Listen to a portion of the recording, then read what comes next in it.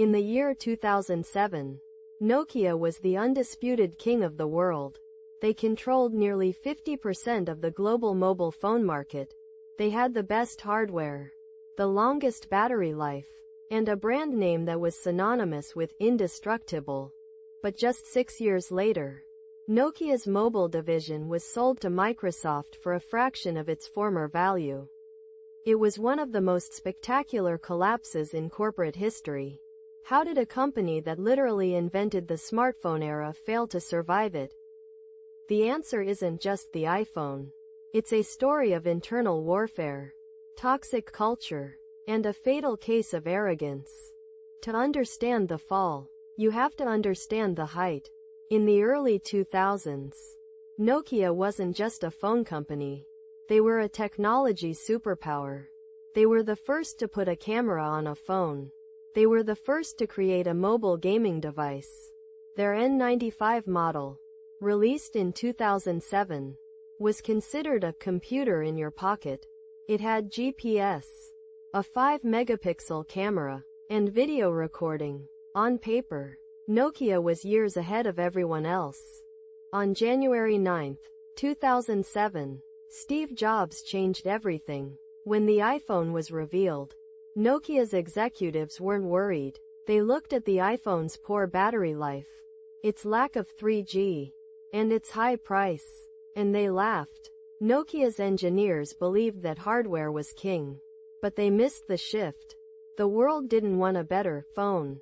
They wanted a pocket-sized computer that was easy to use. Nokia was stuck with an aging operating system called Symbian. It was designed for phones with buttons, not touchscreens.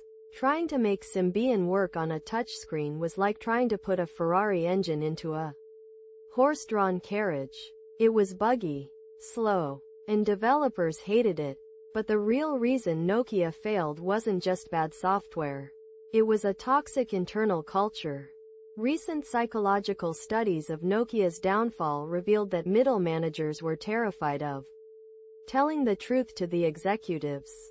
When engineers realized that their new software was years behind Apple and Google, they were told to fix it or keep quiet. High-level executives were living in a bubble of optimism. They were being told that everything was on track, while the ship was actually hitting an iceberg. By the time they realized the truth, it was too late. In 2010, Nokia hired Stephen Elop to save the company. He famously sent out a memo called the Burning Platform, comparing Nokia to a man standing on a burning oil rig who has to jump into the freezing North Sea to survive. Nokia jumped by abandoning Symbian and betting everything on Microsoft's Windows Phone. It was a desperate move. While Android was exploding and Apple was dominating, Nokia was trying to build a third ecosystem from scratch. The developers didn't come. The customers didn't care. The platform didn't just burn. It evaporated. Today, Nokia still exists, but they don't make the phones you use. They are a cautionary tale for every giant. Success is a lousy teacher. It seduces smart people into thinking they can't lose. Nokia didn't fail because they lacked the technology. They failed because they lacked the humility to change when the world did. Which company do you think is on a burning platform today?